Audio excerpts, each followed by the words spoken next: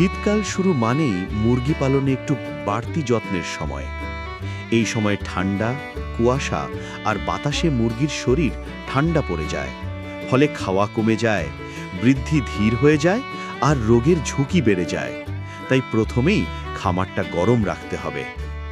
দরজা জানালা রাতে বন্ধ রাখুন, তবে ভেতরে বাতাস চলাচল যেন থাকে। ছোট বাচ্চার খামারে হিট ল্যাম্প বা বাল্ব জ্বালিয়ে রাখুন। তাপমাত্রা 30 থেকে 35 ডিগ্রি সেলসিয়াসের মধ্যে রাখলে ভালো। দ্বিতীয়ত, খাবার আর পানি একটু বাড়িয়ে দিন। শীতে মুরগি বেশি শক্তি খরচ করে, তাই খাবারে ভুট্টা বা তেলযুক্ত ফিড দিন। ঠান্ডা পানি না দিয়ে হালকা গরম পানি দিন, এতে সর্দি কাশির ঝুঁকি কমে।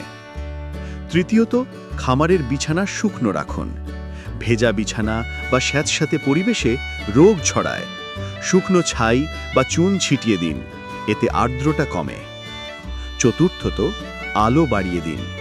শীতে দিন ছোট হয়, তাই রাতে 15-16 ঘন্টা পর্যন্ত আলো দিন।